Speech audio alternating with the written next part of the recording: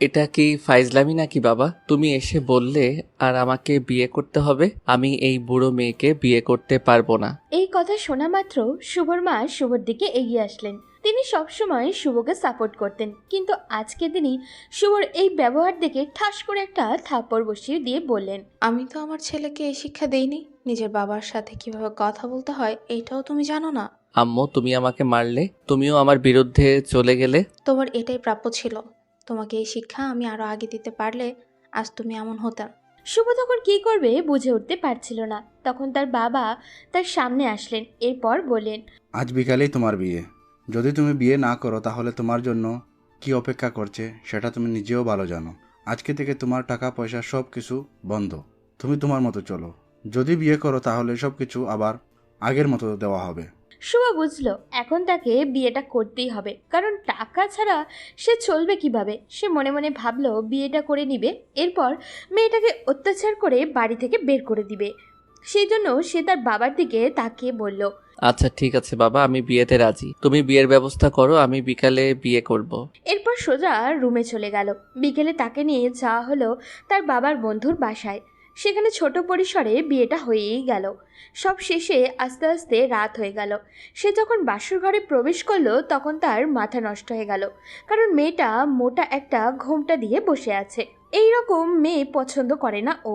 সে ভিতরে প্রবেশ করতেই মেয়েটা তার পা ধরে সালাম করলো। তখন সে মেয়েটাকে সরিয়ে দিয়ে বলল, এই মেয়ে দেখো, তোমাকে আমি আমার স্ত্রী হিসেবে মানতে পারবো না। আমাকে জোর করে বিয়ে দেওয়া হয়েছে, আমি এই বিয়ে করতে চাইনি। বাবা বলেছে এই বিয়ে না করলে আমাকে টাকা পয়সা কিছু দিবে না, সেজন্য আমি বিয়েটা করেছি। কিন্তু সে মেয়েটার কাছ থেকে অন্য কোনো প্রতিক্রিয়া আশা করেছিল। মেয়েটা স্বাভাবিকভাবেই তার দিকে তাকালো, এরপর মুচকি হেসে সোফায় গিয়ে শুয়ে পড়ল। কারণ সে আগে থেকেই জানতো তার স্বামী এই রকমই করবে। কারণ একটু আগেই তার শ্বশুর শাশুড়ি এখানে এসেছিলেন। তখন তার শ্বশুর তাকে বললেন, রহিমা, আমি জানি তোমার জীবনটা আমি নষ্ট করে দিয়েছি। আমি তোমার বাবাকে বারবার বলেছিলাম এই কাজটা না করতে, কিন্তু জানো মা, আমার ছেলেটা এরকম ছিল না। আগে পড়াশোনায় অনেক ভালো ছিল, কিন্তু একটা মেয়ে তার জীবনটা ধ্বংস করে দিল। রুহি কিছুই বুঝতে পারছে না। সে শুধু তাকিয়েছিল তার শ্বশুরের দিকে। সে বিশ্বাস করে তার বাবাকে। তার বাবা তার জন্য কোনো ভুল সিদ্ধান্ত নিতে পারেন না। তখন তার শাশুড়ি এগিয়ে এসে বললেন, আমি জানি না মা, তুমি আমার ছেলেটাকে ঠিক করতে পারবে কিনা, কিন্তু তুমি দুর্বল হলে চলবে না। তোমাকে শক্ত হাতে এই পরিবারের হাল ধরতে হবে। আমার একমাত্র সন্তান, সে যদি এভাবে নষ্ট হয়ে যায় তাহলে সেটা কোনোদিনও মেনে নেওয়া আমার পক্ষে সম্ভব নয়। একটা মেয়ে তার জীবনে এসেছিল, মেয়েটা তাকে ধোকা দিয়ে চলে যায়। এরপর থেকেই না আমার ছেলেটা এমন হয়ে গেছে। তার সামনে যদি নিজেকে দুর্বলভাবে উপস্থাপন করো তাহলে সে তোমাকে অত্যাচার করবে। আমাদেরকে ক্ষমা করে দিও।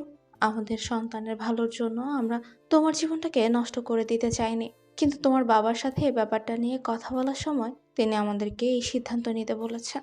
বলতে বলতে তিনি কান্না করতে শুরু করলেন। এটা দেখার পর রুহি তার শাশুড়িকে জড়িয়ে ধরে বলল, আম্মু, আপনি তো আমাকে চেনেন, ছোটবেলা থেকে আমাকে দেখেছেন, আমি কি করতে পারি সেটাও জানেন। আমি আপনার ছেলেকে আবার ঠিক করে দিব, আপনি কোনো চিন্তা করবেন না। তুমি পারবে মা, আমার বিশ্বাস তুমি পারবে।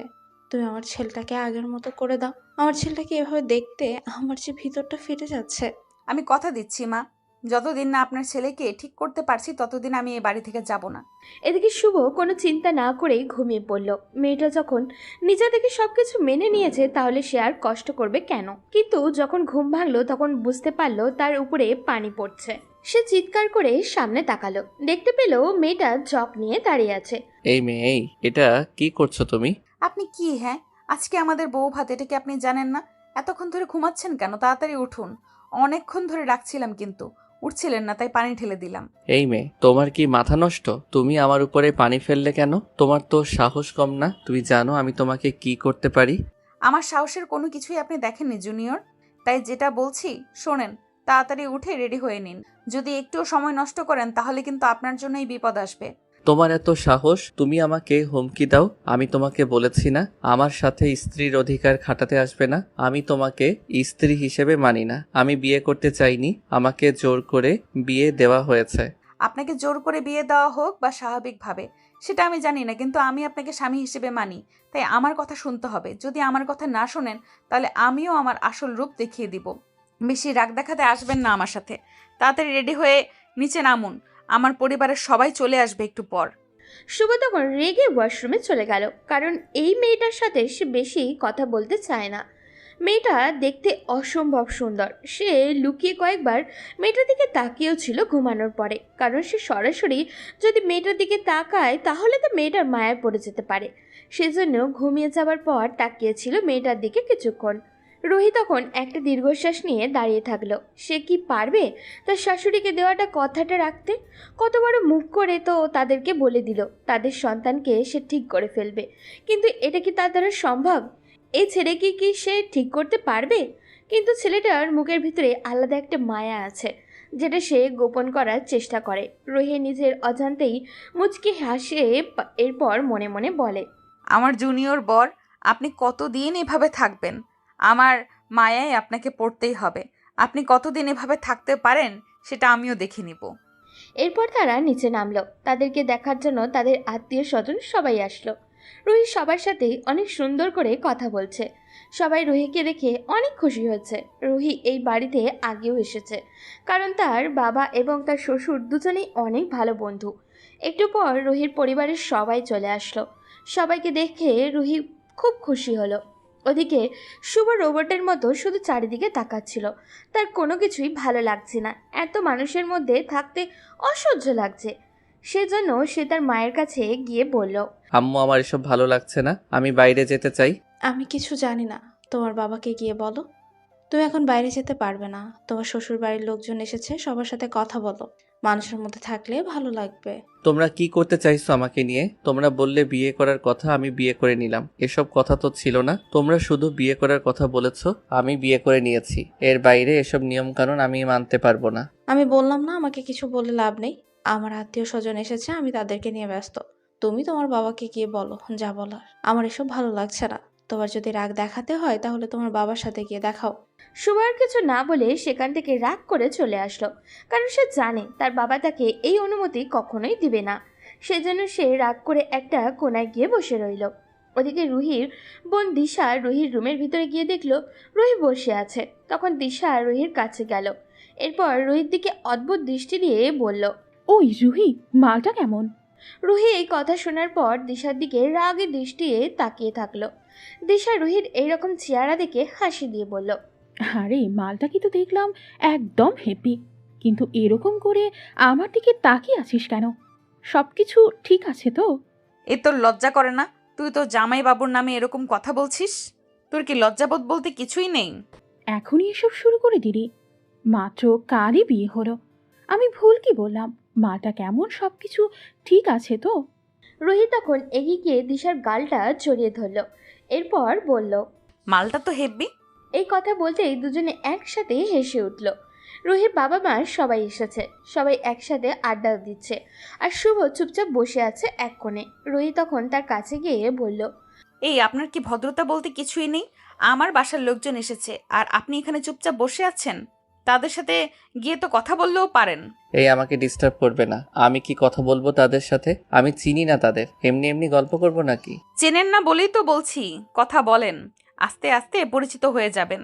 এখন যান, তাড়াতাড়ি আমার আব্বু আম্মুর সাথে কথা বলেন। সবাই ভাববে আমাদের মধ্যে সমস্যা আছে। কি আর করার, বউয়ের কথা মতো চলে গেলাম শ্বশুর শাশুড়ির সাথে কথা বলতে। তাদের ভালো মন্দ জিজ্ঞেস করে রুমে চলে আসলাম। রুমে আসতেই দেখি আমার শালিকা বসে আছে। সে তখন আমার দিকে তাকিয়ে বলল, দুলাভাই, সবকিছু ঠিক আছে তো? আমার বোনকে আপনি মানিয়ে নিতে পেরেছেন তো? দুই বোনের অবস্থা ঠিক একরকম, সেটা আমি খুব ভালো করেই বুঝতে পারছি, কারণ সেও চঞ্চল স্বভাবের, কি রকম করে জানি কথা বলছে। আমি তখন তার দিকে তাকিয়ে বললাম, হ্যাঁ, মানিয়ে নিতে পেরেছি। কি বলেন দুলাভাই, এই রাগী মেয়েটা কি করে আপনি মানিয়ে নিলেন? আমার বোনকে তো আপনি চেনেন না, অসম্ভব রকম রাগী। তার মতের অমিল হলে আপনাকে মেরেও ফেলতে পারে। শুভ কথাটা শোনার পর কিছুটা ভয় পেয়ে গেল। এরপর দিশার দিকে তাকিয়ে বলল, আচ্ছা, তোমার বোন কি সত্যি এতটাই রাগী? আর কি বলবো দুলাভাই, কলেজে একটা ছেলে এসে তাকে প্রপোজ করেছিল। হঠাৎ জুতা খুলে ছেলেটাকে পিটিয়ে দিয়েছিল পুরো কলেজের সামনে। এখন ভাবেন আপনাকেও মারতে পারে। আপনি তো সবসময় ঘরের ভেতরে থাকেন, আপনাকে খুনও করে ফেলতে পারে।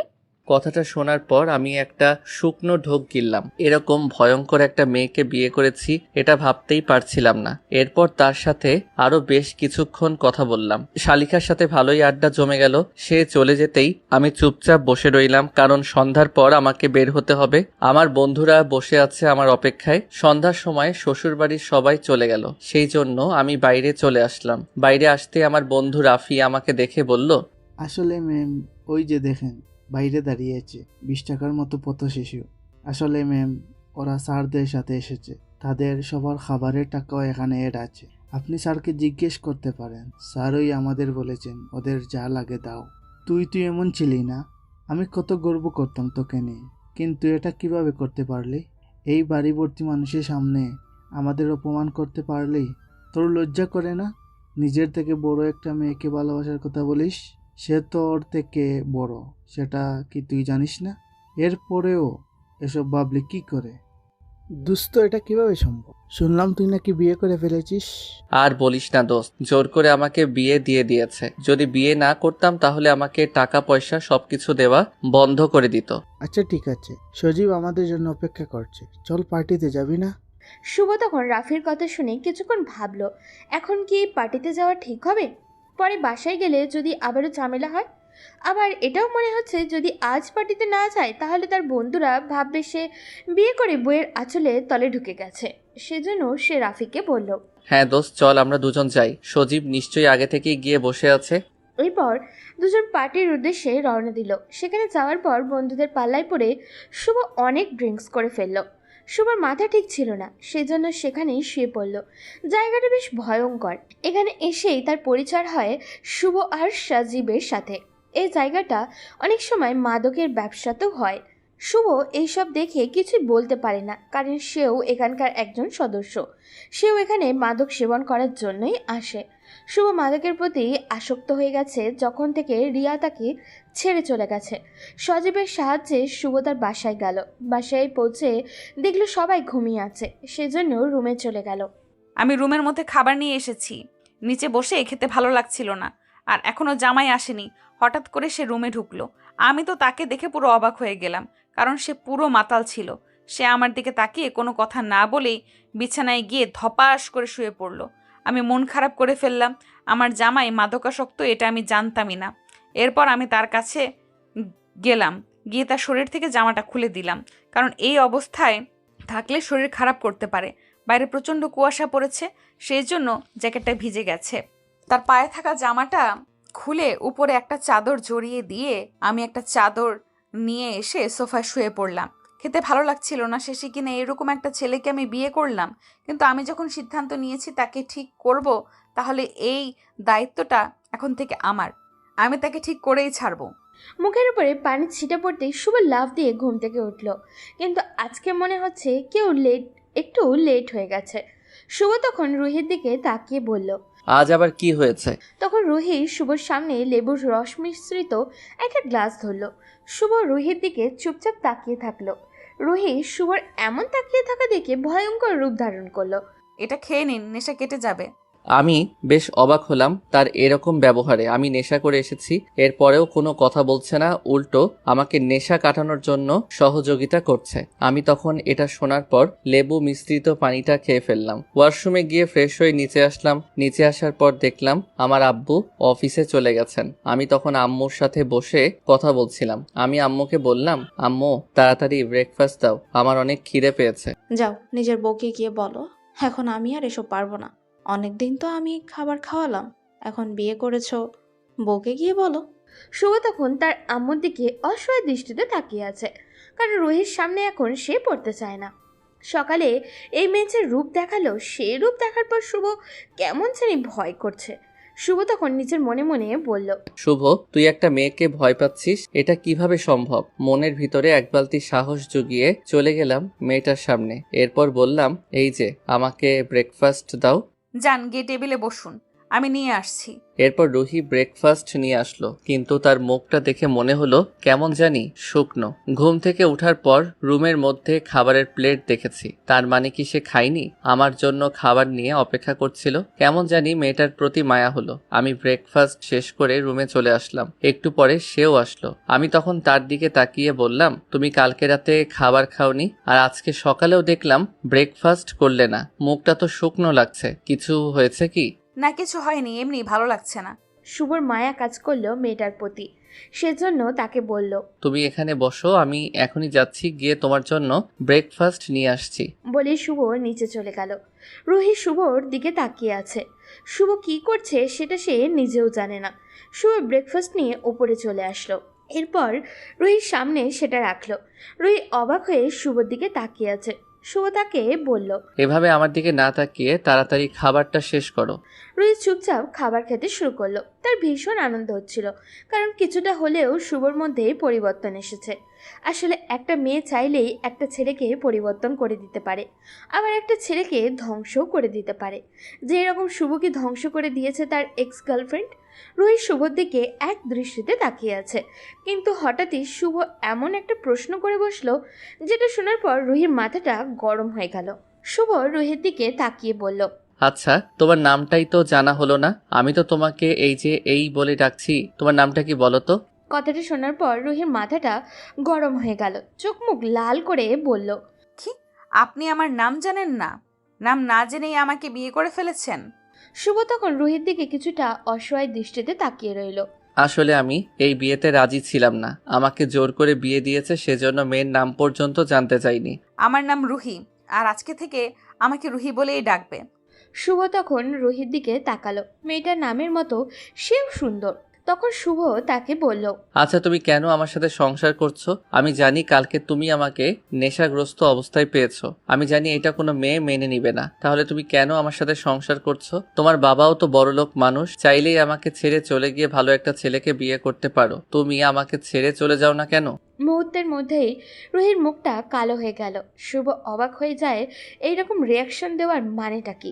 সে তো ভালোর জন্যই এই কথাটা বলল। তখন রুহির শুভর দিকে তাকিয়ে ভয়ঙ্কর একটা চিৎকার দিয়ে বলল। এই ছেলে, তুই নিজেকে কি মনে করিস? যা ইচ্ছে তাই করবি? আমাকে তোর কথা মতো চলতে হবে এটা ভেবে থাকলে ভুলে যা, কারণ তোকে আজ থেকে আমার কথা মতো চলতে হবে। আর এইরকম কথা যদি আর একবার মুখে আনিস তাহলে তোকে শেষ করে দিয়ে আমি এখান থেকে চলে যাব।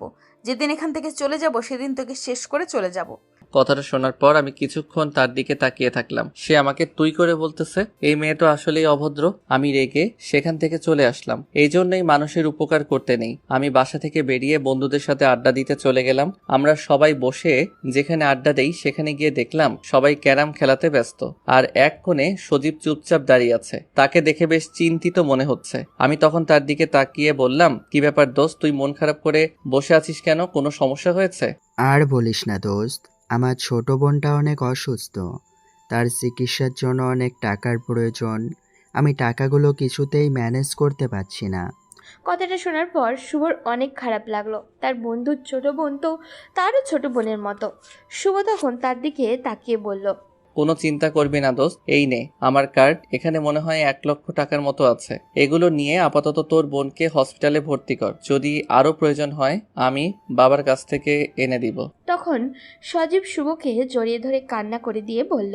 দোস্ত, তুই আমার অনেক বড় একটা উপকার করলি। আমি অনেক চিন্তায় ছিলাম এই টাকাগুলো নিয়ে, তুই আমাকে বাঁচালি দোস্ত। আরে, বন্ধুত্বের মধ্যে আবার ধন্যবাদ দিতে হয় নাকি? তোর বোন তো আমার বোনের মতোই। আর দেরি করিস না, ওকে নিয়ে হসপিটালে ভর্তি কর। সজীব চলে গেল। তখন শুভ আর রাফি বাইক নিয়ে ঘুরতে বের হলো। সন্ধ্যার দিকে রাফি আর শুভ আবারও চলে গেল পার্টিতে। এর মধ্যে একবারও বাসায় যায়নি সে। বাড়ি বসে রাফির সাথে আড্ডা দিচ্ছিল, তখন অপরিচিত নাম্বার থেকে একটা ফোন আসলো শুভর ফোনে। ফোন ধরার সাথে সাথে কেউ বলল। কি ব্যাপার, আপনার বাড়ি ঘর নেই? সকালে বাড়ি থেকে বের হয়ে গেছেন, এখনো বাসায় ফিরে আসার কোনো নাম নেই। ফোনের মধ্যে এত জোরে কথাটা শোনার পর শুভর মাথাটা কিছুটা গরম হয়ে গেল। শুভ তখন তাকে বলল, আমার এখনো কাজ আছে, ফিরতে হলে রাত হবে। তুমি খেয়ে শুয়ে পড়ো। আমার জন্য অপেক্ষা করতে কে বলেছে? বলেছিলাম না আমার প্রতি দায়িত্ব দেখাতে হবে না? বলেই শুভ ফোনটা রেখে দিয়ে পার্টি করতে শুরু করলো। আজকে আগের ন্যায় মদ খেয়ে মাতাল হয়ে বসে আছে। তখন হঠাৎ করেই সজীবকে দেখতে পেল। শুভ সজীবকে দেখে বলল, দোস্ত, তোর বোন অসুস্থ আর তুই এখানে? আরে দোস্ত, একদিন না খেলে আমার মাথা নষ্ট হয়ে যায়, সেজন্য চলে আসলাম, একটু খেয়েই চলে যাব। শুভ তখন হাসলো, কারণ নেশা মানুষকে ঠিক কতটুকু আকৃষ্ট করতে পারে তাদেরকে না দেখলে শুভ বুঝতো না। তাদের সাথে শুভর পুরনো কোনো বন্ধুত্ব নেই। এই 4 বছরেই তাদের সাথে ঘনিষ্ঠ হয়েছে। হঠাৎই শুভর প্রচণ্ড মাথা ব্যথা শুরু হলো। সেজন্য আস্তে আস্তে বাসার উদ্দেশ্যে রওনা দিল। বাসায় পৌঁছানোর পর কালকের মতো আজকেও দেখলো কেউ জেগে নেই, কিন্তু তার রুমে লাইটটা জ্বলছে। তার মানে কি রুহি এখনো জেগে আছে তার জন্য? ওদিকে রুহির অনেক রাগ হচ্ছিল বসে থাকতে থাকতে। হঠাৎই শুভকে রুমে ঢুকতে দেখল। সে ঠিকমতো দাঁড়াতেও পারছিল না, মুখ থেকে বাজে স্মেল আসছিল। রুহি এগিয়ে গিয়ে শুভকে ধরল, কিন্তু শুভ নিজেকে সামলাতে না পেরে রুহির উপরেই পড়ে গেল। রুহি কোনো মতে ধরে বিছানায় নিয়ে আসলো। তখন শুভ রুহির দিকে তাকিয়ে বলল, বউ, আমার না খুব ঠান্ডা লাগতেছে। আমি তখন এরকম কথা শুনে বেশ চমকে গেলাম, কারণ সে একদম বাচ্চাদের মতো কথা বলছিল। মদ খাবার পর মানুষের অবস্থা কীরকম হয় সেটা আমি কোনোদিনও দেখিনি, কিন্তু আমার জামাইকে দেখে সেটা বুঝতে পারলাম। সে কিছু না বলেই আমাকে জড়িয়ে ধরে বলল, এখন ঠিক আছে, এখন গরম লাগতেছে, আসলে অনেক ঠান্ডা লাগছিল, হা হা হা হা। রুহি তখন শুভকে জড়িয়ে ধরে কান্না করে বলল, কেন তুমি এরকম করো? তুমি কি বোঝো না আমি তোমাকে ভালোবেসে ফেলেছি? তারপরও কেন এরকম কষ্ট দাও আমাকে? শুভ কিছুক্ষণ রুহির দিকে অপলকভাবে তাকিয়ে রইল। তার চোখে এক ভয়ঙ্কর নেশা কাজ করছিল। হঠাৎই সে রুহির দিকে এগিয়ে আসতে শুরু করলো। রুহি কিছুটা ভয় পেয়ে গেল। শুভ রুহির ঠোঁটের সাথে তার ঠোঁট মিশিয়ে দিল। রুহি তাকে সরানোর চেষ্টা করছিল, কিন্তু শুভ নেশাগ্রস্ত অবস্থায় রুহির উপরে জোর করে তার স্বামীর অধিকার খাটালো। তবে রুহিও শেষে সম্মতি দিল, কারণ তার নিজের স্বামীই তো। একদিন না একদিন তো শুভ তাকে মেনে নিবেই, এটা রুহির বিশ্বাস। এই প্রথম কোনো পুরুষের স্পর্শ রুহির শরীরে লাগলো। সে ভীষণ খুশি ছিল, কারণ শুভ নেশাগ্রস্ত অবস্থায় আসুক আর সুস্থ অবস্থায় আসুক, রুহির কাছে সে তো এসেছে। তবে শুভর স্বভাবের মধ্যে এখনও সেই ছোটবেলার ছাপ রয়ে গেছে। রুহি তার শাশুড়ির মুখে শুনেছে শুভ ছোটবেলায় বেশ চঞ্চল ছিল, সারাক্ষণ এটা ওটা বলে পুরো বাড়ি মাতিয়ে রাখত, কিন্তু এখন খুব প্রয়োজন ছাড়া কথা বলে না। রুহি তখন শুভকে জড়িয়ে ধরে তার কপালে একটা চুমু দিয়ে বলল, তুমি খুব তাড়াতাড়ি আমাকে মেনে নিবে, আমি তোমাকে ঠিক করে ফেলবো শুভ, তোমাকে ঠিক হতেই হবে। বলেই রুহি শুভর বুকে শুয়ে পড়ল। ওদিকে সকালে ঘুম থেকে উঠে বুক ভারী কিছু অনুভব করলো শুভ। সে তখন তার শরীরের দিকে তাকালো, এরপর বুকের উপর রুহিকে শুয়ে থাকতে দেখল। শুভ কিছুক্ষণ চুপ করে থাকলো, এরপর বুঝতে পারলো কি হয়েছে কালকে রাতে। শুভ ভীষণ ভয় পেয়ে গেল, হয়তো রুহি তার উপর রাগ করবে এই কারণে। শুভ নড়াচড়ার শব্দে রুহিরও ঘুম থেকে উঠে গেল। শুভ রুহির দিকে তাকাতেই দেখল রুহি তার দিকে অদ্ভুত দৃষ্টিতে তাকিয়ে আছে। শুভ এটা দেখে আরও ভয় পেয়ে গেল, কিন্তু শুভ তো নিজের ইচ্ছায় কিছু করেনি। কাল নেশার ঘরে কি করেছে সে নিজেও জানে না। রুহি তখন তার উপর থেকে উঠে সোজা ওয়াশরুমে চলে গেল, কোনো কথা বলল না। রুহি ফিরে আসার পর শুভ ওয়াশরুমে গেল। শাওয়ার নিয়ে যখন বের হলো তখন দেখলো রুহি রুমে নেই। শুভর অনেক ভয় লাগছিল রুহি তার আব্বু আম্মুকে সব সত্যি কথা বলে দিবে নাকি, কিন্তু নিচে যাওয়ার পর সব কিছু স্বাভাবিক দেখল। শুভ বুঝলো তার ভুল হয়েছে, তাকে ক্ষমা চাইতে হবে। তাই ব্রেকফাস্ট করে যখন দুজনে রুমে আসলো তখন শুভ রুহির দিকে তাকিয়ে বলল, আসলে কালকে রাতের জন্য আমি সত্যি দুঃখিত। আমি বুঝতে পারিনি কি থেকে কি হয়ে গেছে। আমি নেশাগ্রস্ত অবস্থায় ছিলাম, সেই জন্য তোমার সাথে এরকম একটা কাজ করে ফেলেছি। জামাইয়ের মুখে এমন একটা কথা শুনে আমার অনেক হাসি পাচ্ছিল, কারণ সে নিজের স্ত্রীর সাথে সম্পর্ক করেছে, আবার ভয়ও পাচ্ছে। আমি তখন তার থেকে আরেকটু মজা নেওয়ার জন্য বললাম, আমার সাথে এরকম একটা কাজ তুমি কিভাবে করতে পারলে? তুমি জোর করে আমার সাথে শারীরিক সম্পর্ক করেছো, আমি তোমার নামে মামলা করব। এই কথা শোনার পর আমি আকাশ থেকে পড়লাম। আমি তার স্বামী, তার সাথে আমার সম্পর্ক হতেই পারে, তাই বলে সে মামলা করবে আমার নামে? আমি তখন তাকে বললাম, আমি না তোমার স্বামী, তুমি আমার নামে মামলা করবে? স্বামী স্ত্রীর মধ্যে এরকম হতেই পারে, এর জন্য মামলা করতে হয় নাকি? তার মুখে বোর্ড একটা শুনে আমি তার দিকে এগিয়ে গেলাম। শুভ পিছিয়ে চলে যাচ্ছে। আমার কাছে অনেক মজা লাগছে বিষয়টা। আমি তখন তার গাল টেনে দিয়ে বললাম, তুমি তো বললে আমাকে বউ হিসেবে মানো না, আবার এখন বলছো বউ। বিপদে পড়লে বউ আর বিপদে না পড়লে বউ হিসেবে মানি না। যদি মানো সম্পূর্ণ মানতে হবে, এরকম বাটপারি আমি মানবো না। বলেই রুহি শুভর সামনে থেকে চলে গেল। রুহির এইরকম ব্যবহারে শুভ বেশ আশ্চর্য হয়ে গেল। মেয়েটা এইরকম ব্যবহার করলো কেন? শুভ তো ভাবছিল রুহি রাগ করে ওর সাথে কথা বলবে না, হয়তো আব্বু আম্মুর কাছে শুভর নেশা করার বিষয়টাও বলে দেবে। কিন্তু রুহি কোনো কথা না বলে শুভকে আরও স্বাভাবিক জীবনে ফিরিয়ে আনার চেষ্টা করছিল। এভাবে দেখতে দেখতে 15 দিন কেটে গেল।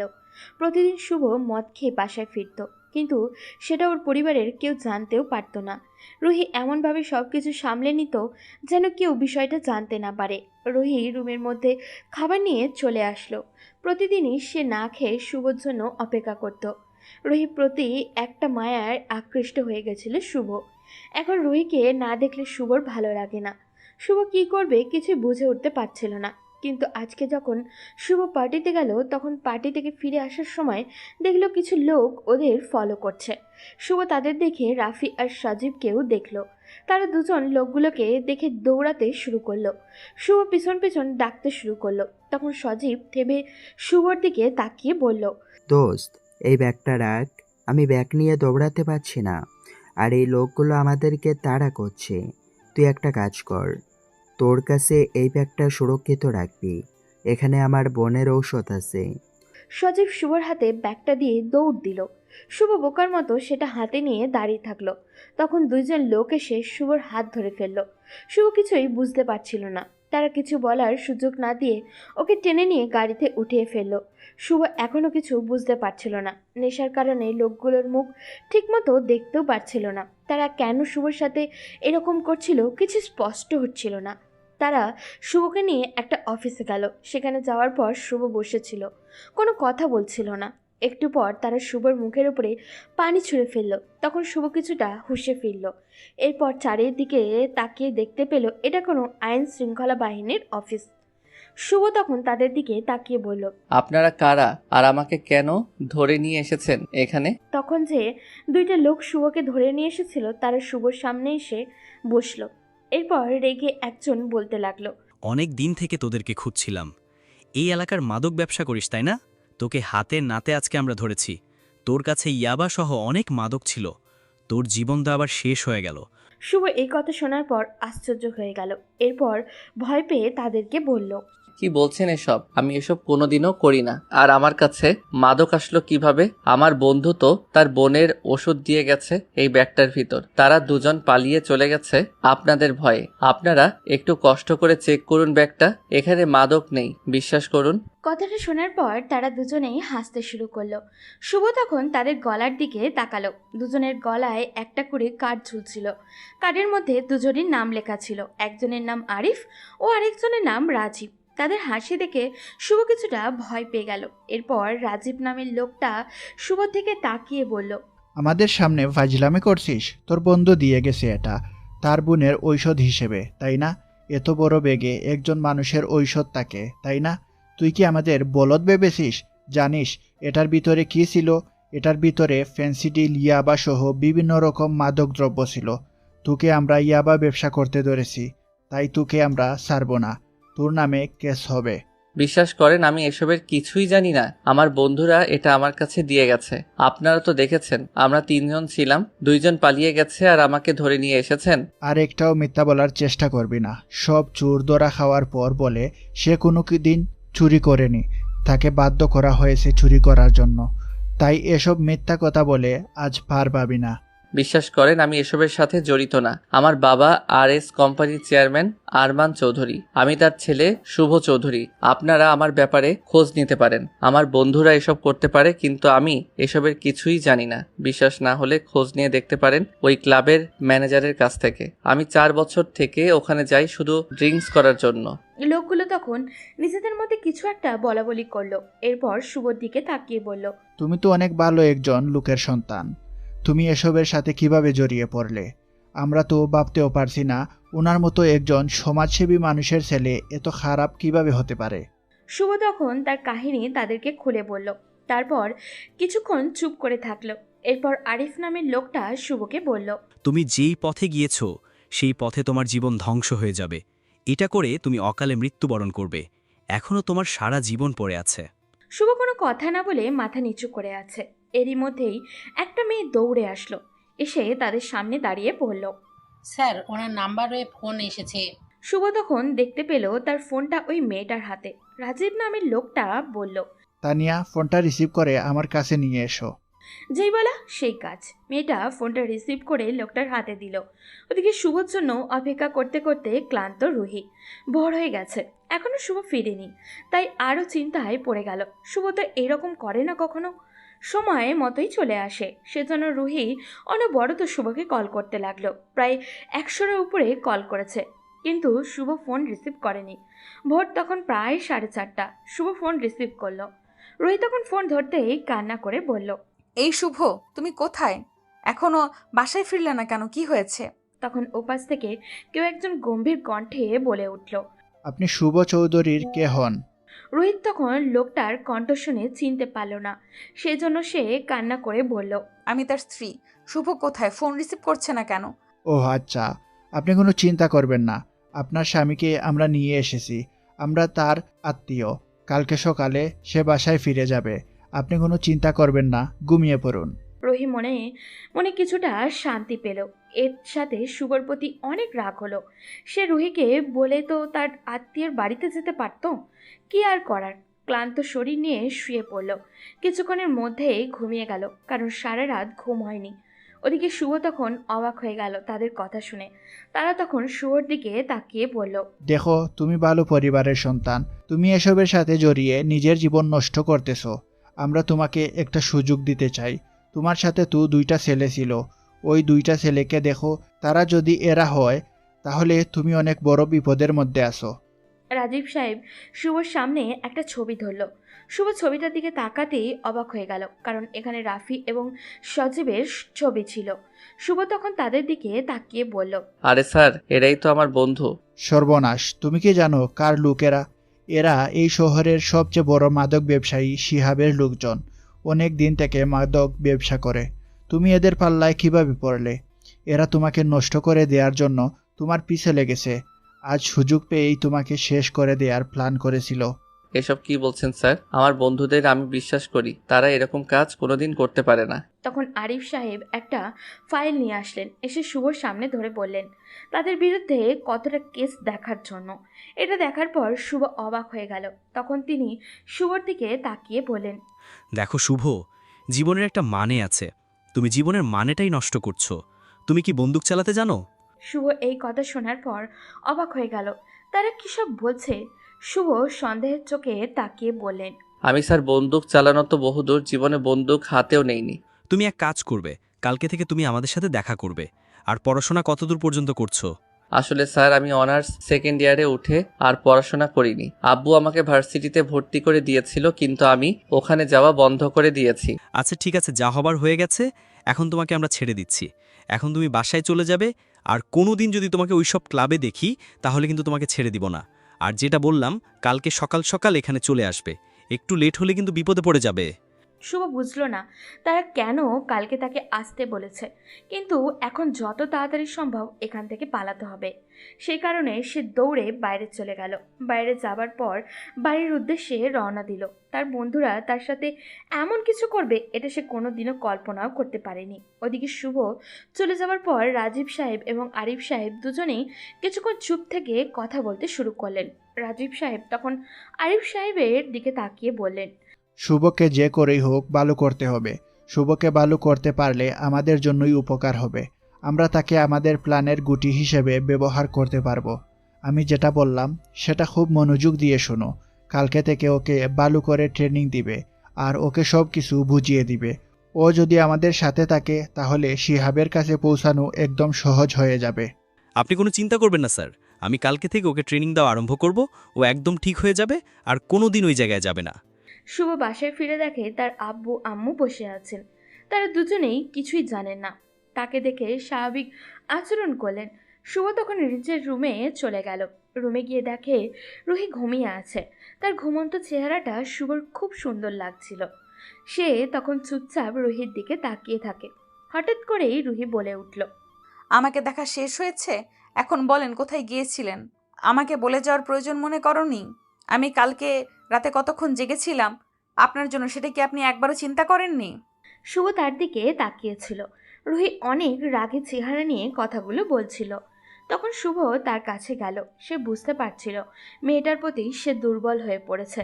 শুভ তখন নরম স্বরে রুহিকে বলল, তারা জোর করে আমাকে আটকে রেখেছিল, সেই জন্য আসতে পারিনি। তুমি কেন আমার জন্য অপেক্ষা করছিলে? ঘুমিয়ে পড়লেই তো হতো। হ্যাঁ, আমি ঘুমিয়ে পড়ি, এরপরে এসে বাসার সবাইকে ডিস্টার্ব করেন। বাসায় কেউ জানেও না তুমি যে ড্রিঙ্ক করো। যদি বাসায় কেউ এই বিষয়টা জানতে পারে তাহলে কি কেলেঙ্কারি হবে, বুঝতে পারছো? শুভ কিছু বলতে পারল না। শুভ মুচকি হাসলো। সে বুঝতে পারল রুহি তাকে বাঁচানোর জন্যই এমন আচরণ করছে। এরপর সে ফ্রেশ হয়ে কিছুক্ষণ ঘুমিয়ে নিল। ঘুম থেকে উঠেই ভাবতে লাগলো ওই লোকগুলো কেন তাকে দেখা করার কথা বলছিল। পরের দিন সকালে শুভ আবারও সেখানে গেল।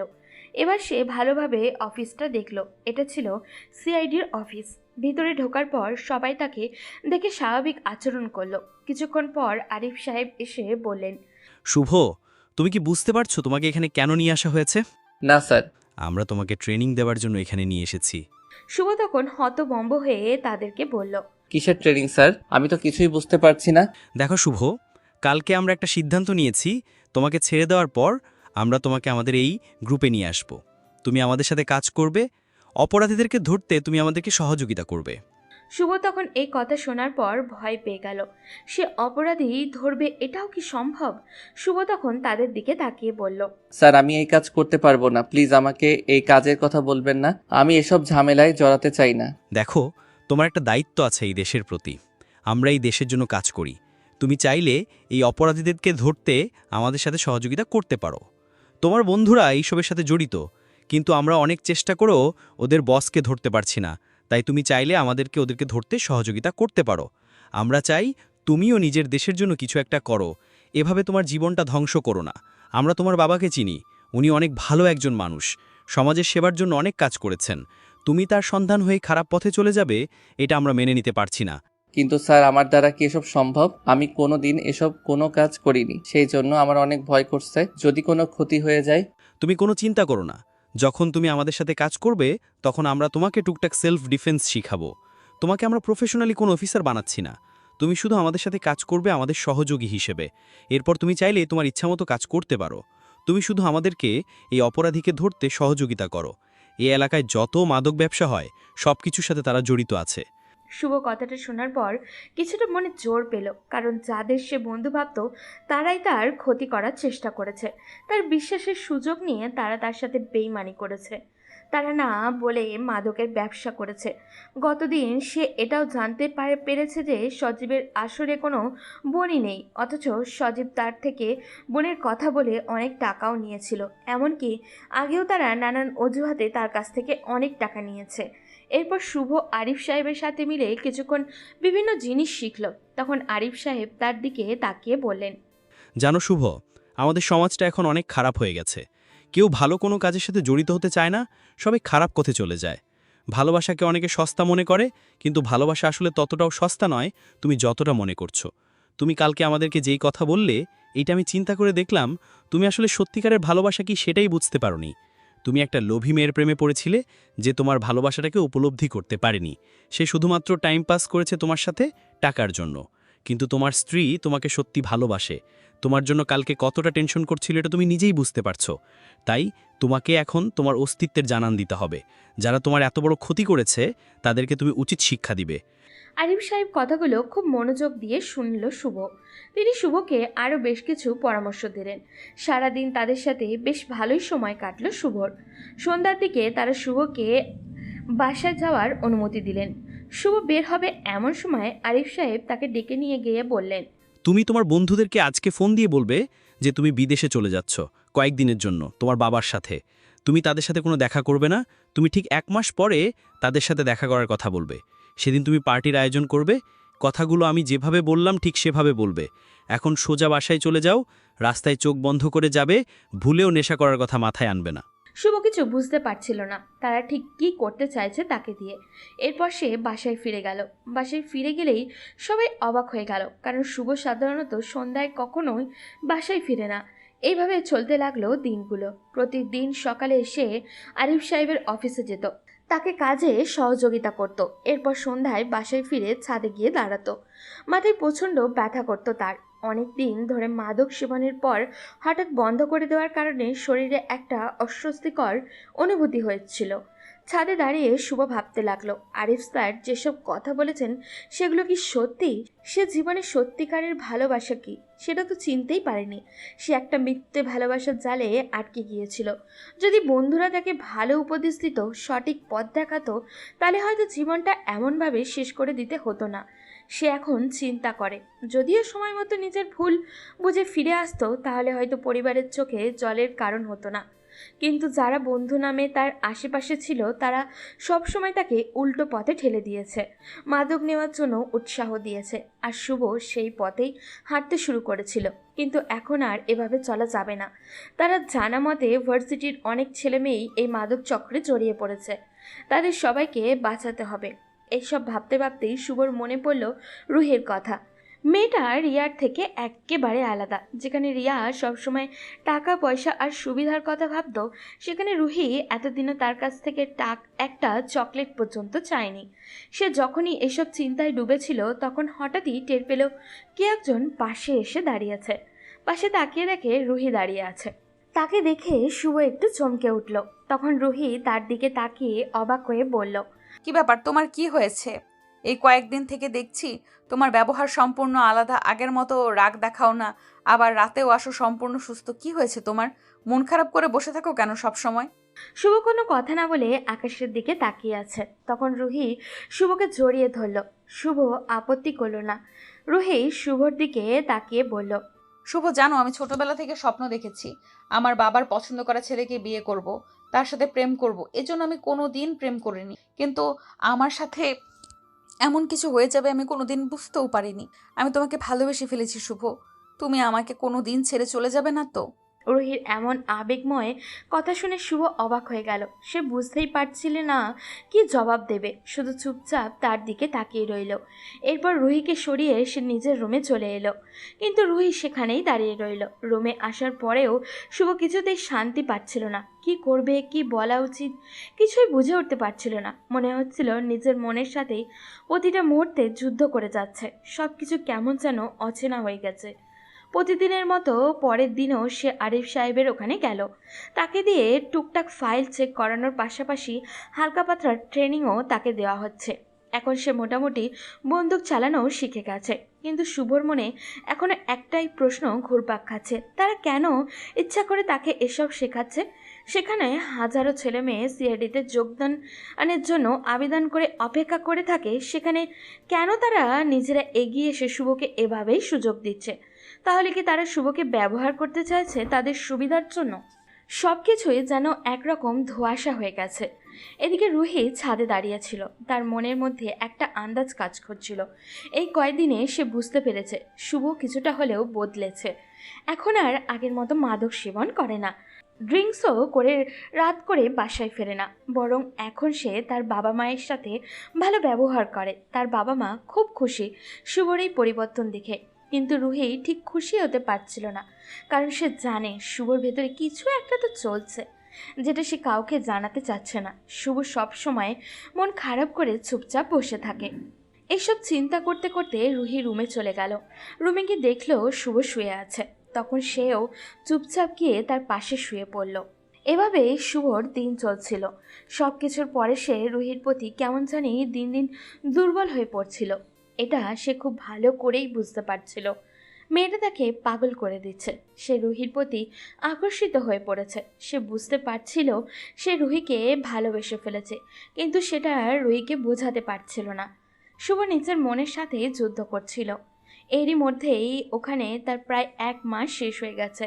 তখন রাজীব সাহেব তাকে ডেকে নিলেন। শুভ দেখল আরিফ সাহেবও সেখানে বসে আছেন। তখন তিনি শুভর দিকে তাকিয়ে বেশ গুরুত্বের সাথে বলে উঠলেন, এই যে বন্দুকটা দেখতে পাচ্ছ, এটা আজ থেকে তোমাকে দিলাম। এটা খুব সাবধানে রাখবে। এটা সরকারি লাইসেন্সকৃত বন্দুক। এটা সাধারণত কাউকে দেয়া যায় না, কিন্তু আমি যেহেতু এটার দায়িত্বে আছি তাই ইচ্ছা করলেই যে কাউকে দিতে পারি। কিন্তু এটা যদি হারিয়ে ফেলো তাহলে আমাকে বিপদের মধ্যে ফেলে দিবে, কারণ এটা সরকারি মাল। সরকার আমার কাছ থেকে এটার জন্য হিসাব নিবে, তাই এটা খুব সাবধানে রাখবে। কিন্তু স্যার আমি বন্দুক দিয়ে কি করব? বুকার মতো কথা বলবে না শুভ। তোমাকে আমরা এতদিন থেকে এখানে রাখছিলাম কি জন্য সেটা আমি তোমাকে এখন বুঝাচ্ছি। আমরা চাইছিলাম তোমার বন্ধুদেরকে ধরার জন্য তুমি আমাদের সহযোগিতা করো, এবং তোমার বন্ধুদেরকে ধরতে পারলেই আমরা পৌঁছে যাব শিহাবের কাছে। শিহাবকে ধরা এত সহজ না, তাকে একমাত্র চিনে তোমার বন্ধুরা। তাই তোমার বন্ধুদের কাছ থেকে তোমাকেই সব ইনফরমেশন জোগাড় করতে হবে, আর বন্দুকটা তোমার আত্মরক্ষার জন্য। শুভর কাছে ব্যাপারটা বেশ ভালো লাগলো, তাই খুশি হয়ে বলল, অবশ্যই স্যার, আমি চেষ্টা করব এই দায়িত্ব সঠিকভাবে পালন করার। তুমি আজকে থেকে তোমার কাজ শুরু করো। আজকে 1 মাস পূর্ণ হয়েছে। তুমি তোমার বন্ধুদের কাছে ফিরে যাও। তুমি কিভাবে ইনফরমেশন নিয়ে আসবে সেটা তোমার ব্যাপার, কিন্তু ভুলেও ওখানে গিয়ে ড্রিঙ্কস করতে শুরু করবে না। শুভ তার নতুন মিশনের জন্য বের হলো। এই 1 মাস কিভাবে সময় কেটেছে সে নিজেও জানে না। আজকে মনের ভিতরে আলাদা একটা রোমাঞ্চ কাজ করছে ওর। শুভ তখন তার বন্ধুদেরকে কল করলো। রাফি তাকে বলল তাদের পুরোনো জায়গায় চলে আসার জন্য। শুভ ওই ক্লাবে চলে গেল। সেখানে যাওয়ার পর তার মাথায় একটা প্ল্যান আসলো। শুভ কৌশলে সাজানো একটা বোতল বের করলো। সেই বোতলে শুভ আগে থেকেই মদের বদলে কোল্ড ড্রিঙ্কস ভরে নিয়ে গিয়েছিল এবং সেটা খেতে শুরু করলো। কিছুক্ষণ পর মাতাল হওয়ার অভিনয় করে রাফিকে বলল, দোস্ত জানিস আমি গিয়েছিলাম মালয়েশিয়াতে। ওখানে তো শুধু মাদকের ব্যবসার কিছুই নেই। আমার মনে হচ্ছে যদি কোনোভাবে টাকা দিয়ে পুলিশ ম্যানেজ করতে পারি তাহলে এই ব্যবসা করে অনেক টাকা ইনকাম করতে পারবো। আমাকে আর কোনো চিন্তা করতে হবে না। তুই সত্যি বলছিস? তুই এই ব্যবসা করলে অনেক ভালো হবে। তোর কাছে টাকা আছে, তোর বাবাকে বললেই তোকে টাকা দিয়ে দিবে। আমরা তোকে হেল্প করব। আমাদের পরিচিত অনেকেই আছে যারা মাদক সাপ্লাই করে, তাদের কাছ থেকে তোকে কিনে দেব। এরপর আমরা 3 জন মিলে বিক্রি করব। এটা তো খুব ভালো কথা। আমিও এটাই চিন্তা করছিলাম, তোর পরিচিত কেউ থাকলে আমাকে তার সাথে কন্ট্যাক্ট করিয়ে দে। আমি তার কাছ থেকে মাদক কিনে নিয়ে আসব। আমি আমার বাবাকে বুঝিয়ে ফেলেছি। অনেক টাকা আমার বাবার কাছে থেকে ব্ল্যাকমেল করে নিয়ে গেছে। এখন আমি সেই টাকা দিয়ে মাদক কিনতে চাই এবং সেটা আমরা 3 বন্ধু মিলে বিক্রি করব। আমাদের আর কোনো চিন্তাই থাকবে না। তাহলে দোস্ত, তুই কোনো চিন্তা করবি না। আমি কালকে তোকে নিয়ে যাব। আমার পরিচিত একজন আছে, আমরা কাল তোকে ওর কাছে নিয়ে যাব।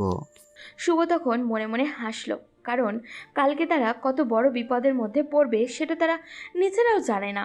শুভ তাদের সাথে বেশ কিছুক্ষণ কথা বলে মাতাল হওয়ার ভঙ্গি করে সেখান থেকে বের হয়ে এসে রাজীব স্যারকে সব কিছু জানিয়ে দিল। তিনি এটা শোনার পর অনেক বেশি খুশি হলেন। ওদিকে আপনি মা হতে চলেছেন, আপনি কোনো চিন্তা করবেন না, ঠিক হয়ে যাবেন। এই কথা শোনার পর রুহি যেন আকাশ থেকে পড়ল। আসলে হয়েছিল কি, সন্ধ্যার সময় সে আর তার শাশুড়ি মা ড্রয়িং রুমে বসেছিল। তখন হঠাৎ করেই তার মাথা ঘুরে যায়। এটা দেখে তার শ্বশুর শাশুড়ি দুজনেই অবাক হয়ে যান। তারা দ্রুত ডাক্তারকে ডেকে আনেন। ডাক্তার এসে যে কথাটা বললেন সেটা শুনে রুহি বোঝার চেষ্টা করছিল কি বলবে, কিভাবে গ্রহণ করবে।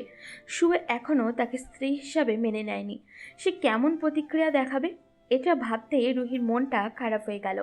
রুহির মনে হচ্ছিল যদি শুভকে এই খবরটা জানানো হয় তাহলে হয়তো সে অনেক খুশি হবে।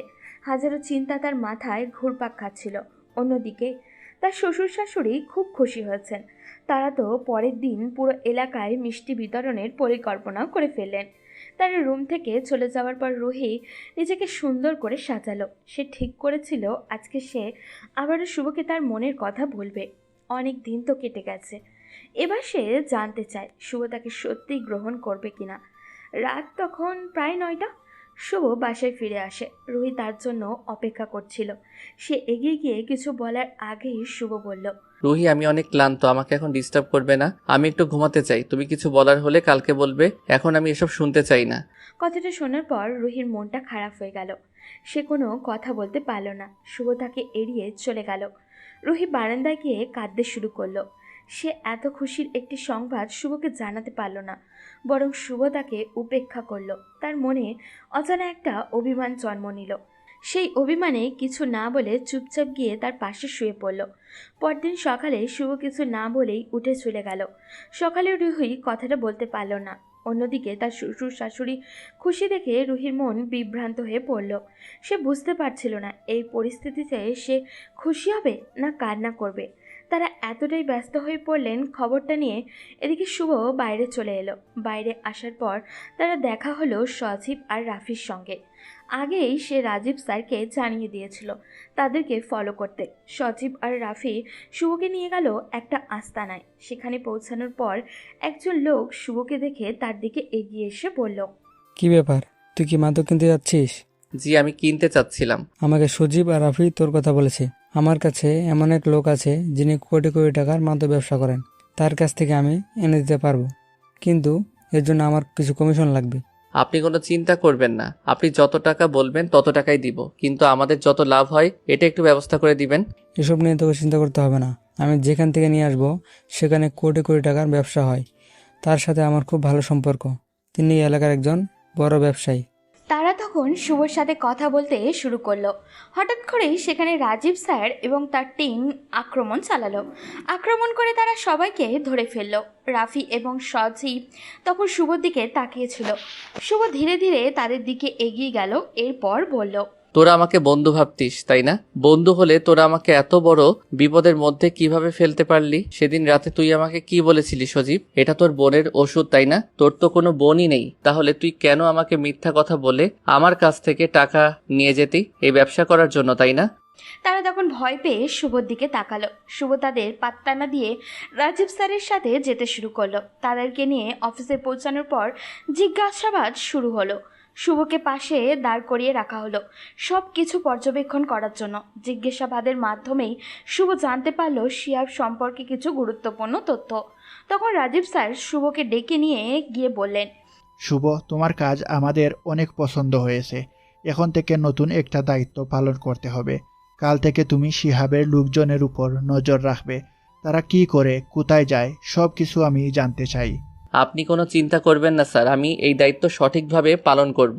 তুমি একা না, তোমার সাথে আরফিও থাকবে। দুজন মিলে যত তাড়াতাড়ি সম্ভব শিহাবের খোঁজ করো। শিহাবকে এভাবে পালিয়ে বেড়াতে দিলে চলবে না। রাজীব স্যারের কথা শুনে শুভ আর আরিফ দুজনেই কাজে লেগে পড়ল। এভাবে শুভর দিনগুলো যেতে লাগলো। কিন্তু শুভ লক্ষ্য করলো রুহির ব্যবহারের মধ্যে একটা বড় পরিবর্তন এসেছে। আগের মতো সে আর কথা বলে না, এখন সবসময় চুপচাপ থাকে। এমনকি তার চেহারাতেও যেন এক ধরনের পরিবর্তন চলে এসেছে। আগের চেয়ে অনেক সুন্দর দেখাচ্ছে তাকে। শুভ কিছুই জানে না রুহির ব্যাপারে। বাবা মায়ের সঙ্গেও শুভর এখন তেমন একটা কথা হয় না, কারণ সে কাজ নিয়ে অনেক বেশি ব্যস্ত থাকে। তার মাথায় সবসময় কাজের চিন্তা ঘুরতে থাকে। কাজটাকে সে সত্যিই উপভোগ করতে শুরু করেছে। নিজের দেশের জন্য কিছু একটা করতে পারছে, এইটুকুই তার কাছে অনেক। এভাবে দেখতে দেখতে অনেক দিন কেটে গেছে। কিন্তু হঠাৎ করে রুহির শারীরিক কিছু পরিবর্তন শুভর চোখে পড়তে লাগলো। এসব দেখে শুভর মনে সন্দেহ জন্মালো। এদিকে শিহাবের লোকজন এখন তাদের ভয় পেতে শুরু করেছে। অনেককে তারা ইতিমধ্যেই ধরে ফেলেছে। প্রতিদিন শুভ ক্লান্ত হয়ে বাসায় ফিরে এসেই ঘুমিয়ে পড়ে। রুহি প্রতিদিন তার জন্য খাবার রেডি করে রাখে, কিন্তু কখনোই তাকে খাওয়ার কথা বলে না। শুভ নিজেই খাবার খেয়ে নেয়। এই বিষয়গুলো তার কাছে ধীরে ধীরে বিরক্তিকর লাগতে শুরু করেছে। প্রতিদিন ঘুমানোর আগে সে দেখতে পায় রুহি বারান্দায় গিয়ে কান্না করছে। আজও তেমনটাই হলো। রুহি বারান্দায় চলে গেল। শুভ চুপচাপ তার পেছন পেছন গেল। রুহি শুভকে দেখে কিছু না বলে কেঁদে ফেলল। তখন শুভ তাকে বলল, রুহি, কি হয়েছে? তুমি এরকম করছো কেন? তুমি তো আগে এরকম করতে না। তোমার এরকম ব্যবহারে আমি কষ্ট পাচ্ছি, এটা কি বুঝতে পারছো না? এই কথা শোনার পর রুহির কান্নার গতি আরও বেড়ে গেল। শুভ এতদিন থেকে রুহির ব্যাপারে কোনো খবর নেয়নি। আস্তে আস্তে রুহি তার সন্তানের অস্তিত্ব লক্ষ্য করতে পারছে। রুহি কান্নামাখা কণ্ঠে শুভকে বলল, কেন এসেছো? আমার ব্যাপারে খোঁজ নেওয়ার জন্য? যেদিন আমি সেজেগুজে তোমার জন্য অপেক্ষা করছিলাম সেদিন তোমাকে আমি পাইনি। তোমাকে আমি সংবাদটা জানাতে পারিনি তুমি বাবা হতে চলেছো, সেটাও তুমি শুনতে চাওনি। তোমার কাছে সেটা বিরক্তিকর মনে হয়েছে। কেন এসেছো এখন? সেই কথা শোনার জন্য? এই কথা শোনার পর আমি যেন আকাশ থেকে পড়লাম। এতদিন থেকে এই কথাটা আমি শুনতে চাইনি। প্রায় 3 মাস আগে সে আমাকে কথাটা বলতে চেয়েছিল, কিন্তু 3 মাসে আমার একটু সময় হয়নি তার এই কথাটা শোনার। আমার নিজের প্রতি রাগ হচ্ছিল। আমি তখন তার সামনে বসে পড়লাম। এরপর কান্না করে তাকে বললাম, সরি, আমি ভুল করে ফেলেছি রুহি। আমি এতদিন থেকে তোমার সামনে নিজেকে ভালোভাবে উপস্থাপন করতে চাইছিলাম। নেশার অন্ধকার জগৎ থেকে বের হতে চাইছিলাম। আমি কতটা খুশি হয়েছি সেটা আমি তোমাকে বলে বোঝাতে পারবো না। তুমি তো আমাকে আমাকে বলতে পারতে এই কথাটা? একদিন বলতে পারোনি বলে তুমি এত বড় একটা খুশির সংবাদ আমার থেকে লুকিয়ে রাখলে? শুভর কান্না দেখে আমি তাকে জড়িয়ে ধরলাম, কারণ এই মানুষটার কান্না আমি সহ্য করতে পারবো না। এরপর সে আমার সাথে আরো অনেকক্ষণ কথা বলল। আমি অনেক খুশি ছিলাম। বুঝতে পারছি শুভ আমাকে ভালোবেসে ফেলেছে, কিন্তু তার মুখ থেকে তার ভালোবাসার কথাটা শুনতে চাই। গত কয়েকদিনে শুভ আমাকে বলেছে সে একটা কাজে যোগ দিয়েছে, কিন্তু শুভ কি কাজ করে সেটা আমি বা আমার শ্বশুর শাশুড়ি অনেক জিজ্ঞাসা করেছি, সে কিছুই বলেনি। এদিকে আমি পাগল হয়ে যাচ্ছি, কারণ সে প্রত্যেকদিন সকালে বেরিয়ে যায়, আবার সন্ধ্যার পরে বাসায় ফিরে আসে। আসার পর আমার সাথে কথা বলে, আমার খেয়াল রাখে, আমাকে নিয়ে ঘুরতে বের হয়। শুভর মধ্যে বিশাল একটা পরিবর্তন চলে এসেছে। সে নতুন করে দায়িত্ব নিতে শিখেছে। আমার প্রতি তার যে দায়িত্ব সেগুলো সঠিকভাবে পালন করছে, কিন্তু কখনো বলে না যে সে আমাকে ভালোবাসে। আমি তার ব্যবহার দেখে বুঝতে পারি সে আমাকে ভালোবাসে। এভাবে দিন কাটতে শুরু করলো। শুভর প্রতি আমার ভালোবাসা আরও গভীর হলো। এখন আমার বাবুর অস্তিত্ব আমি বুঝতে পারি। সে আমার পেটের মধ্যে নাড়াচড়া করে। শুভ এটা নিয়ে অনেক এনজয় করে। শুভর হাসি মুখ দেখে আমি অনেক খুশি হলাম। যত দিন যাচ্ছে তত আমার ভয় আরও বাড়ছিল, কারণ আমি ওকে হারাতে চাই না। যদি আমি এই পৃথিবী ছেড়ে চলে যাই তাহলে কি হবে? এভাবে দেখতে দেখতে কেটে গেল আরও 6টা মাস। ডাক্তার আমার ডেলিভারির ডেট দিয়েছে, কিন্তু ডেট পার হয়ে গেছে, এখনও আমার বেবি হচ্ছে না। আর এটা নিয়ে অনেক বেশি চিন্তায় ছিলাম সবাই। একদিকে যেমন রুহির চিন্তা, অন্যদিকে শিহাবের অনেক কাছাকাছি আমরা পৌঁছে গেছি। আমি, রাজীব স্যার এবং আরিফ স্যার মিলে প্ল্যান করছিলাম শিহাবকে কিভাবে আক্রমণ করা যায়। আমরা সিদ্ধান্ত নিলাম শিহাবের আস্তানায় আমরা আক্রমণ করব। সেই জন্য রাজীব স্যার তার টিমের সব অফিসার নিয়ে একটা মিটিংয়ে বসলো। তারা সিদ্ধান্ত নিল কালকে রাতেই শিহাবের আস্তানায় আক্রমণ করবে। রাজীব স্যার আমাকেও থাকতে বলল, যদিও আমার এসব সামলানোর কোনো যোগ্যতা নেই, তবুও যেহেতু এসব ইনফরমেশন আমি জোগাড় করেছি, তাই শেষ দিনে তাদের সাথে থাকতে বলল। আমি হ্যাঁ বলে বাসায় ফিরে গেলাম। যখন রুমে গেলাম রুহি আমার কাছে আসলো। আমি তখন তাকে জড়িয়ে ধরলাম। মনে মনে কিছুটা ভয় পেয়ে গেলাম, কারণ কালকে যদি আমার সাথে খারাপ কিছু হয় সেই জন্য আমি আমার মনের গোপন কথাটা রুহিকে বলে দিতে চাই। আমি তখন বললাম, আমি তোমাকে কোনোদিন কথাটা বলতে পারিনি রুহি। 1 বছর পার হয়ে গেল আমাদের ভালোবাসার। আমি তোমাকে ভালোবাসি রুহি। শুভ এই কথা শুনে আমি কান্না করে দিলাম। সে আমাকে ভালোবাসে এই কথাটা বলতে এত সময় লাগলো। আমি তাকে জড়িয়ে ধরলাম। আমার অনেক ভয় হচ্ছিল যদি হারিয়ে যায় তার জীবন থেকে। আমি তাকে এখন আর হারাতে চাই না। বেঁচে থাকার তীব্র ইচ্ছে তৈরি হয়েছে গত কয়েকদিনে। কিছুক্ষণ শুভর সাথে গল্প করে ওকে জড়িয়ে ধরে ঘুমিয়ে গেলাম, কিন্তু ঘুম থেকে ওঠার পর দেখতে পেলাম শুভ আমার পাশে নেই। একটু পর আমার শাশুড়ি আম্মু এসে আমাকে খাইয়ে দিয়ে চলে গেলেন, কিন্তু শুভকে সারাদিন আর দেখতে পেলাম না। ওদিকে সারাদিন শিহাবের উপর নজর রেখে শুভ সন্ধ্যায় রাজীব সাহেবকে সিগন্যাল দিল আক্রমণ করার। এদিকে রুহি তার শ্বশুর শাশুড়ির সাথে বসে গল্প করছিল শুভর পরিবর্তনের বিষয়ে। হঠাৎ করেই তার মাথায় কেমন জানি ঘুরে উঠল। রুহি আর দাঁড়াতে পারল না, পেটে তীব্র ব্যথা শুরু হলো। এটা দেখার পর তার শ্বশুর শাশুড়ি তাড়াতাড়ি করে শুভকে কল করতে শুরু করেছে, কিন্তু তার ফোন বন্ধ। সেজন্য তারা রুহিকে হসপিটালে নিয়ে গেলেন। রুহি হসপিটালের বেডে শুয়ে আছে। কিছুক্ষণ পরে তার সিজার হবে, কিন্তু শুভ ফোন ধরছে না। রুহির ভিতরটা ফেটে যাচ্ছে, কারণ যেই মানুষটা তার এই বিপদে সবার আগে থাকার কথা ছিল সেই মানুষটাকে কেন খোঁজ নেই। শুভর প্রতি তীব্র অভিমানে রুহির চোখ বেয়ে নোনা জল গড়িয়ে পড়ল। ডাক্তার এসে রুহিকে অপারেশন থিয়েটারে নিয়ে গেলেন। এদিকে শুভ রাজীব সাহেবের সাথে শিহাবের আস্তানায় ঢুকে ভীষণ ভয় পেয়ে গেল। তারা ভেবেছিল হয়তো 4-5 জন হবে, কিন্তু ভিতরে যেতেই বুঝলো এখানে বেশ কয়েকজন লোক অস্ত্র নিয়ে আগে থেকেই প্রস্তুত ছিল। জীবনে প্রথম এমন ভয়ঙ্কর অবস্থার সম্মুখীন হয়ে শুভর হাত পা থরথর করে কাঁপতে লাগলো। ঘামে তার শরীর ভিজে একাকার। চারিদিক গুলির শব্দে যেন তার ভিতরটা তছনছ করে দিচ্ছে। রাজীব সাহেব শুভর অবস্থা দেখে তাকে একটা দেওয়ালের কাছে লুকিয়ে থাকতে বললেন। শুভ সেখানে দাঁড়িয়ে সব দেখছে। অবশেষে রাজীব সাহেবের টিম শিহাব নামের সেই লোককে আটক করতে সক্ষম হলো। রাজীব সাহেব শিহাবের 2 হাত পেছনে ধরে আছেন। ওদিকে তার টিমের লোকেরা বাকি ঘরগুলোকে চেক করছে। শুভ হঠাৎই দেখলো একটা লোক ছুরি নিয়ে রাজীব সাহেবকে পিছনে এসে দাঁড়িয়েছে। শুভ কি করবে ভেবে পাচ্ছে না। এই মানুষটা তো তাকে সঠিক পথে এনেছে। এখন সে কি পালিয়ে যাবে? শুভ অবশেষে নিজের জীবনের তোয়াক্কা না করে লোকটাকে পিছন থেকে গিয়ে চাপটে ধরল। লোকটার হাত থেকে ছুরিটা কেড়ে নিতে গিয়ে হাতের বেশ কয়েকটা জায়গা কেটে গেল। ততক্ষণে আরিফ সাহেব আর বাকিরাও এসে গেলেন। সবাইকে ধরে যখন তারা অফিসে যে ফিরে আসলো, তখন শুভ দেখলো তার ফোনে 100টার উপরে মিসড কল, আর সবগুলোই তার বাসা থেকে। শুভ ভয়ে ভয়ে ফোন ব্যাক করলো। ফোন ব্যাক করতে জানতে পারলো রুহির অপারেশন চলছে, সেই জন্য তাড়াতাড়ি হসপিটালের উদ্দেশ্যে রওনা দিল। এদিকে রাজীব স্যার জানিয়ে দিলেন কালকে একটা অনুষ্ঠান আছে, সেখানে তাকে যেতে হবে। শুভ তখন কান্না করে রাজীব সাহেবকে সব খুলে বলল। তিনি রুহির কথা শুনে বললেন যদি রুহি সুস্থ হয় তাহলে ওখানে যেতে, আর না হলে হসপিটালে থাকতে। শুভ ফোনটা রেখে তার মায়ের কাছে গেল। শুভকে দেখেই তিনি এগিয়ে এসে শুভর খালে কষি একটা থাপ্পড় মেরে দিলেন। তোকে আমার ছেলে বলতে ঘৃণা করছে। এই বিপদের সময় ফোন ধরছিলি না, কোথায় এমন কাজ করছিলি যে আমাদের ফোনটা তোলার সময় পাসনি তুই? এটা কত কষ্ট পেয়েছে জানিস? আম্মু, রুহি কোথায়? আমার অনেক বড় একটা ভুল হয়ে গেছে, খুব বিপদের মধ্যে পড়ে গিয়েছিলাম, না হলে তোমাদের ফোন ধরতাম। আম্মু বলো না, রুহির কি হয়েছে, কেমন আছে ও? শুভর আম্মু তখন তাকে নিয়ে গেল একটা কেবিনে। সেখানে যাওয়ার পর দেখলো রুহি শুয়ে আছে, পাশে একটা ফুটফুটে ছেলে। শুভ তখন রুহির দিকে এগিয়ে গেল। সে শুভকে দেখে চিৎকার করে বলল, খবরদার, তুই যদি আমার সামনে আসবি তাহলে তোকে আমি শেষ করে ফেলবো। আমার ছেলেকে স্পর্শ করবি না, এটা তোর ছেলে না। তুই এত বড় একটা বিপদের মুহূর্তে আমাকে ছেড়ে চলে গেছিস।